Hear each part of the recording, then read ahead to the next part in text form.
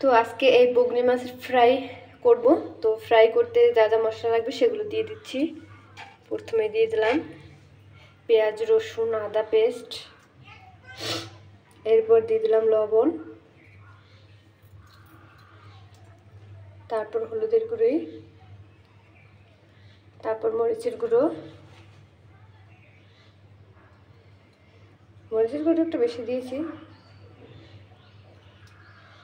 এরপর এটাকে ভালো করে মেখে নেব। এখন দিয়ে দিলাম কিছুটা সরিষার তেল। এবার মাছগুলোকে ভালো করে মেখে নেব।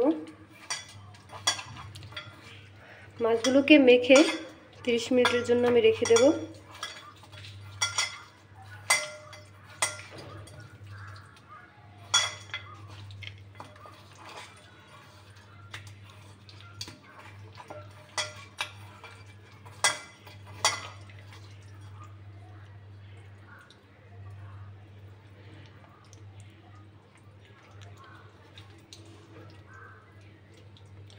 মাছগুলোকে সুন্দর করে মেখে নেবেন। এই মাছের কিন্তু আরেকটা ঝোল রেসিপি আমি শেয়ার করেছিলাম আপনাদের সাথে, আপনারা সেই ভিডিওটা কিন্তু অনেক পছন্দ করেছেন।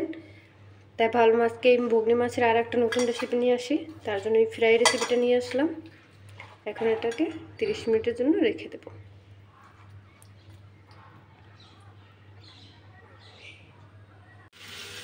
এবার মাছগুলো অল্প আঁচ দিয়ে ভেজে নেব সুন্দর করে।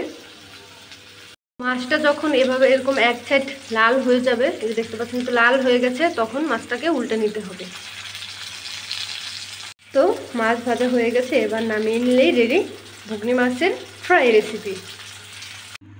তো বগনি মাছের ফ্রাই রেসিপি তৈরি করা শেষ।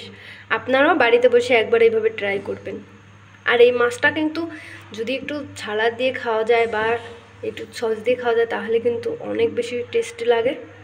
এটা আপনারা যখন তখন বানিয়েও খেতে পারেন, আবার ডাল রান্না করে ভাতের সাথেও খেতে পারেন। তো আজকে আমি ডাল রান্না করব, ডাল দিয়ে এই মাছটা দিয়ে আমি খাবো। মাছের কালারটা দেখতে পাচ্ছেন কি সুন্দর এসেছে।